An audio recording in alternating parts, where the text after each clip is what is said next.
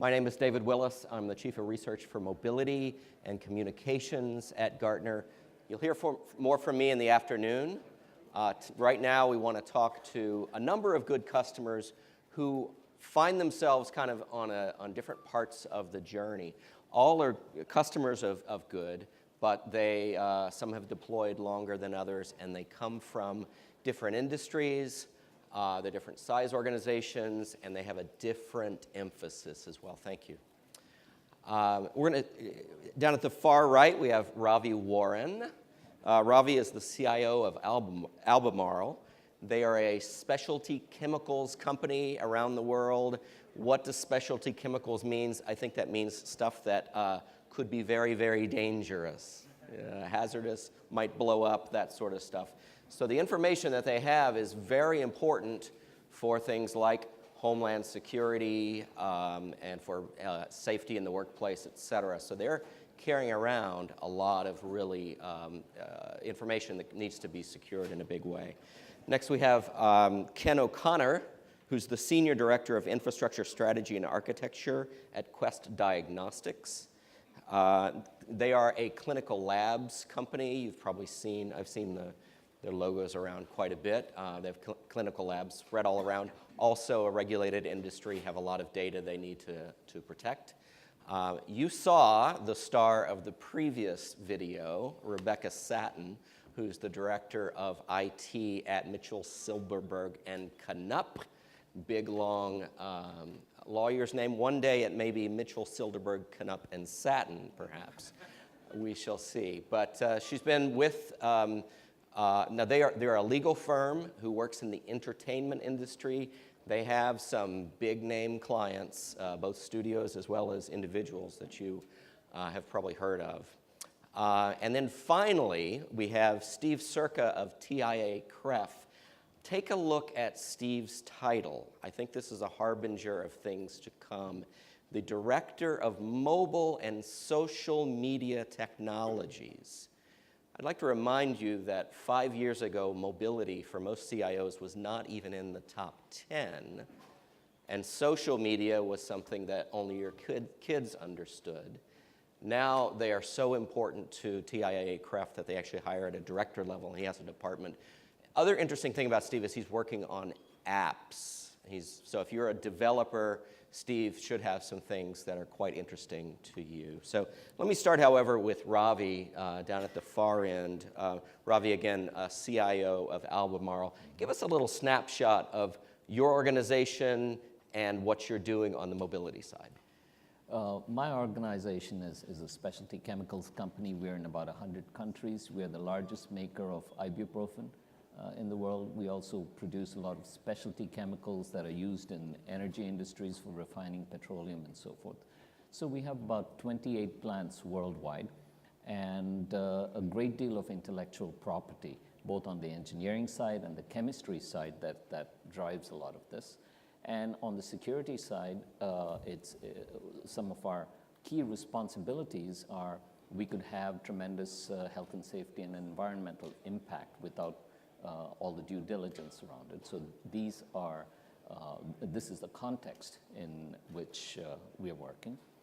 And what's happened is we have a changing definition of who our colleagues are. It's not just the people in the company, it's our engineering partners externally, it's managed services providers, and everybody has to be productive within that group. Our whole thrust for going into a good solution and this kind of mobility was all about productivity and user experience. Those were the two things. And we felt it was almost like two landscape gardeners in Alaska arguing about plate tectonics, because a lot of this is going to happen no matter what. And so we really needed to get out in front.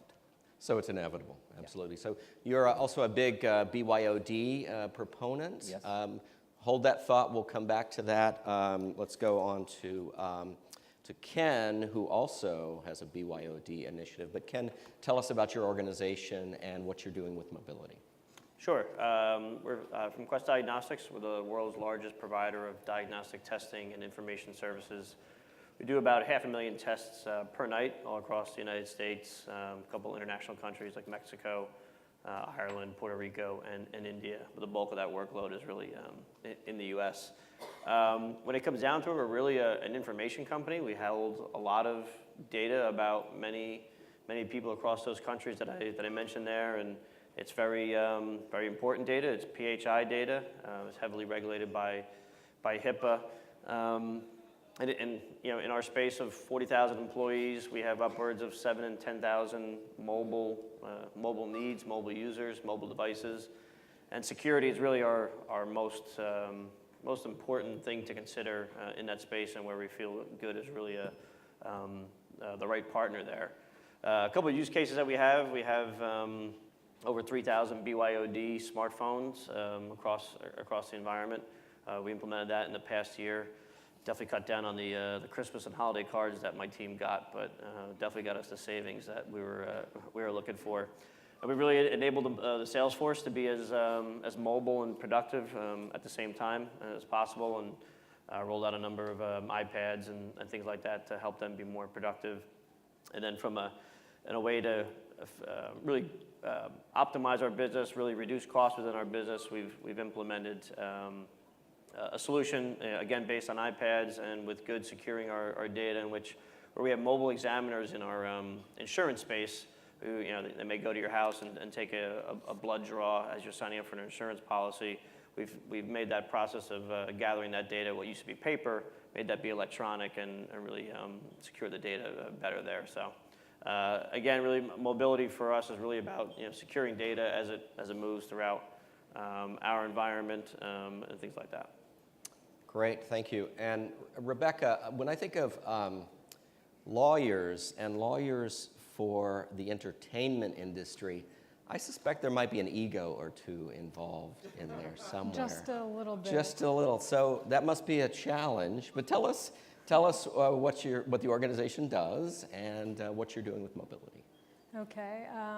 I work for Mitchell Silberberg and Knupp. We primarily are known as an entertainment law firm. We have 3 offices. The largest is in Los Angeles, and then we also have a New York office and a DC office. We have a lot of entertainment clients, and the firm is actually over 100 years old and has been known as more of a sort of full-service entertainment firm in its history. But in more recent years, we have extended into intellectual property and representing some video game clients and people like that.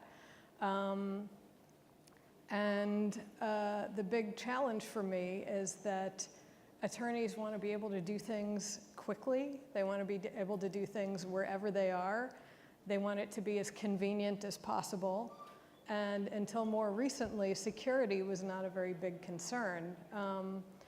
A couple of years ago, there was an FBI bulletin that had to do with security specifically relating to law firms, and that law firms were kind of a soft target and needed to start getting a little bit more focused on their security needs.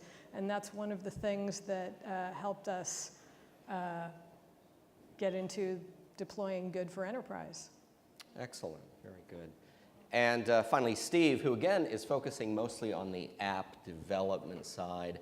With TIAA-CREF, they are trusted with the retirement, managing the retirement of teachers and all kinds of other professionals around. So, but you've rolled out a number of interesting applications. So Steve, give us your overview. So TIAA-CREF is Teachers Insurance Annuity Association College Retirement Equity Fund. It's a rolls mouthful. Off the tongue. Just rolls off. We have a branding issue. Anyway, you know, again, we are entrusted with providing retirement programs for folks in education, higher institutions, and other research and research nonprofits. We ourselves are a non-for-profit financial services company, which makes us unique. Our mobile app strategy right now is targeted at 2 different attack vectors. One is providing app capabilities across the broader enterprise footprint so that we can mirror some of the capabilities our users have in the office to free them up so they can go to conferences like this or attend meetings and have occasional need to leave the laptop behind. And then, more importantly, we are targeting the client-facing side of our business. We have one of our differentiators for our businesses. So we have a whole suite of financial consultants who will actually go to our user base and meet with them and provide free financial consulting services in addition to enrolling them in some of the pension programs.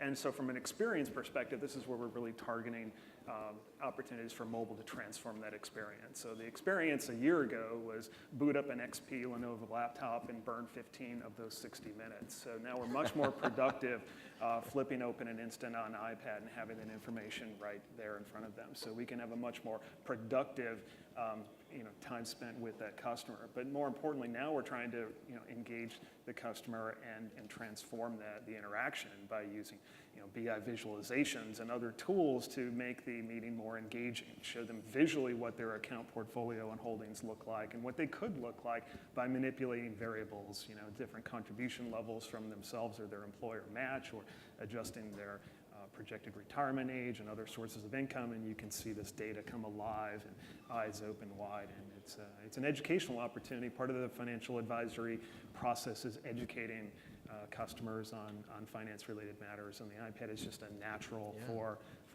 that type of educational function. So by providing this technology to the employee, you're able to create a more engaging experience with the customer. But to be clear, these are employee-facing applications, if you will. They're carried by the employee. They're not directly to customers at this point. That's right.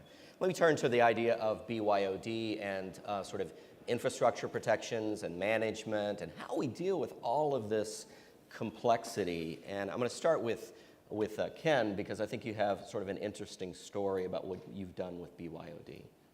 Yeah, so we were about 3,500 BlackBerry smartphones, upwards of about a year ago. We were seeing our mobility costs increase there, and we weren't offering our employees the devices that they felt that they wanted and needed to be most successful in their job. So, we also took a look along the lines of trends in really the world that we live in. People who used to work in the corporate space 20 years ago used to have things called calling cards and had that AT&T card in their pocket, and a number of companies used to reimburse for home internet access and things like that. And we kind of felt that the smartphone was going in that same direction. So our BYOD program is mandatory. We do a $50 a month reimbursement into people's paycheck. Taxes don't get hit by that, so they get the true $50. And we look at it as a program where we're sharing the cost. People get the device that they want, the device that they feel that makes them the most productive, both personally and professionally. And with a product like Good, we know we're securing the data and creating an envelope around our data and away from the consumer data as best as we possibly can. And really, as a result of that program, we've been able to save $1 million, almost $2 million a year operationally in our telecommunications expenses. We kind of looked at it too as an opportunity to really kind of focus our group's technology focus in terms of, we're a diagnostic testing company. We as Quest Diagnostics IT employees aren't going to bring a lot of value to the business in terms of smartphones and things like that. So that's where we kind of look to partner in this space and really simplify the offering. So in essence, you don't really care what the device is within reason anymore, right? So has it changed the types of devices that you see in the workplace? Yeah, absolutely. I mean, we used to have people working with Verizon and AT&T on a quarterly basis, getting the devices in, testing them, certifying, and making sure that they meet our needs to where we validated Good from a security perspective, and really at this point we support whatever Good supports. And we've kind of gotten ourselves out of that device game. That's a very nice, simple type of model. You can say whatever you want, as long as they support it, right. You support it. Very interesting. So Ravi, you also have a BYOD story. Kind of takes us off into some other dimensions as well. Go ahead. Yes. Our primary aim was to unlock the productivity in all the people who didn't have access hitherto to company email and calendars at the very least. Especially with all the young engineers and others who are coming on board. So it was an expansion of our existing company-paid phone program to bring your own tablet, bring your own smart device, 2 or 3 per person, and we'd turn it on. And it has really been very well received. We've put some bounds around our existing company-paid phones, which are more geared now towards the customer-facing commercial people, and everybody else is on a BYOD program. It's worked well. So you say expansion. Are you actually saying that more workers have access through BYOD? Now about, it's doubled to close to 3 times what we had before. Wow. So how does that change the way you think about mobile opportunities then, when so much more of the workforce has got access to mobility?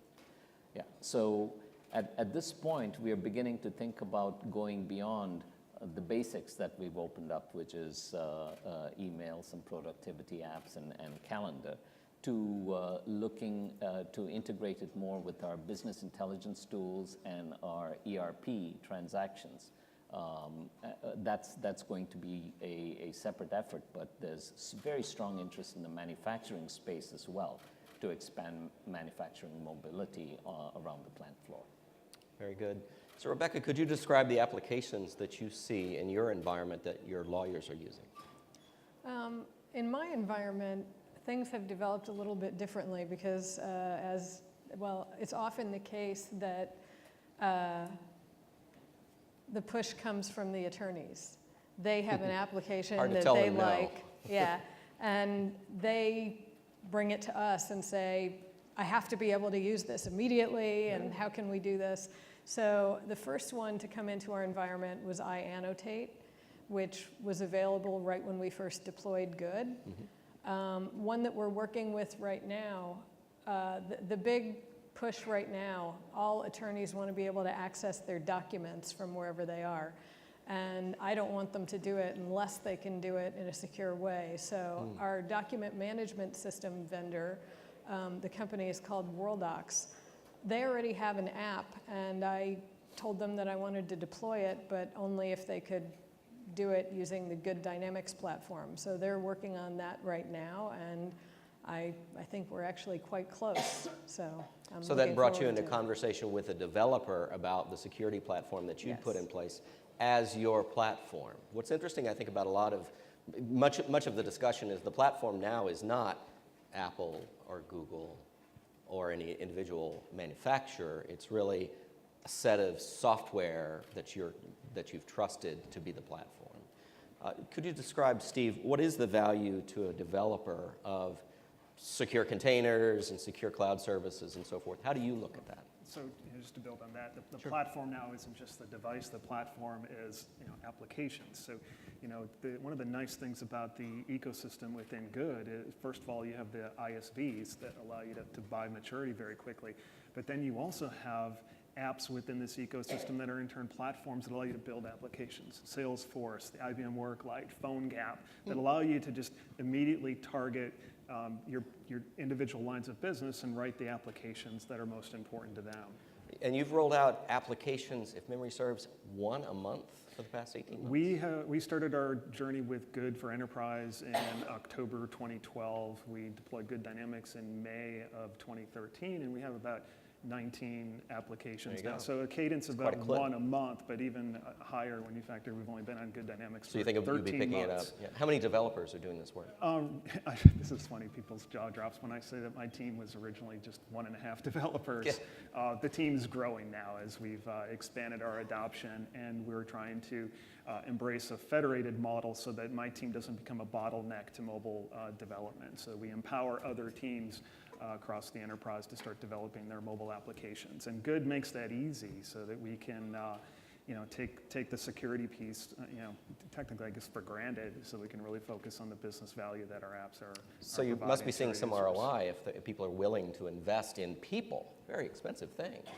Initially, the entry into apps wasn't from an ROI perspective. It was to catch up. It was to solve a pain point that we had in the client interaction or something like that. Now that we have a whole portfolio of apps. Now the discussion has shifted to ROI, so we can continue that funding. But we've started going through this exercise of post-mortem to our application deployments. And so with a small $75,000 investment in one application, the business has quantified that the first year savings at over $800,000, year over year at $335,000. But so $1.1 million for a $75,000 investment. But more importantly, when you factor that we're a non-for-profit company and we operate on very small margins, the amount of revenue that the business would have had to have generated to cover the funds for that one application was $167 million.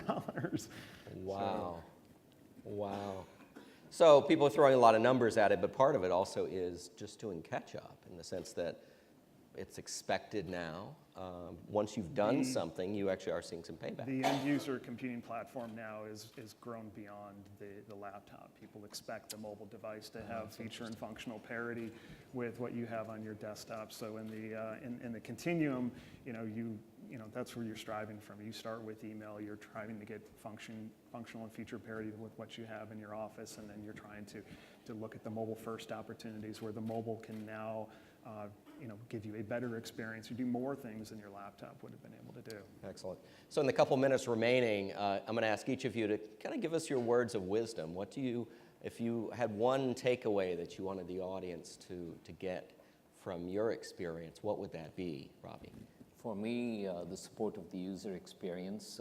So look at managed services providers to supplement your very small, typically IT staff. Look at creative ways to support users, such as pool devices for overseas travel, for data, MiFi sorts of things. And going back to the old phone card kinds of tricks of finding the equivalent of those old phone cards like Call2 or whatever that's able to directly connect to your calls, where the global roaming tends to be the most expensive, and that can be charged directly to the company. Avoid doing a lot of the T&E expenses on the employees' part. Great, thank you. Ken? I'd say I think probably the audience being mostly technology people and stuff. I would say we really got to take the time to stop and build a strategy. Everything in the mobile space is just changing so fast. For a period of time there, every major manufacturer was coming out with their MDM solution, and really couldn't determine what was the next best one over the previous one and stuff. But at the same time, at least in our case, the business just kept coming at us with what was their requirements and what they had to have. And I kind of felt like IT-wise, we were probably late to the game in terms of trying to map out what was best for the company from a technology perspective. But as much as you can, and I mean, if you can be as lucky in a position like TIA Craft to go out and create a position like Steve's, that would be ideal. But if not, work with your technology teams to build that strategy today as much as possible and try and steer towards that. So paint a vision, get people behind that vision, and fill in the details later. Yeah, and then start being as proactive as you can as opposed to reactive. That makes great sense. Rebecca?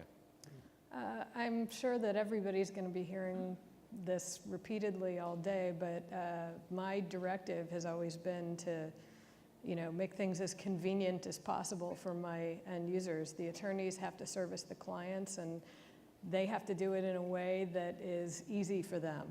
And if I can't make that easy for them, then I've failed, and I've been able to do that with good while providing security that makes IT happy. So security and convenience. Trying to balance that, it's Yeah. quite a challenge, absolutely. Very good. And Steve?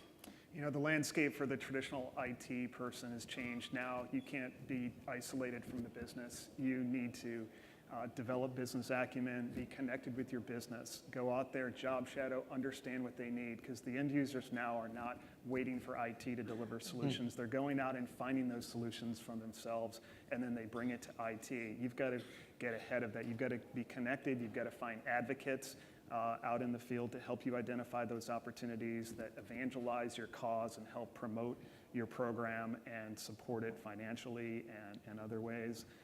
So become a Renaissance IT person and become that liaison with the business. So it's a new world, lots of new challenges, new platforms, new users, new applications, new leaders. Thank you very much. for today.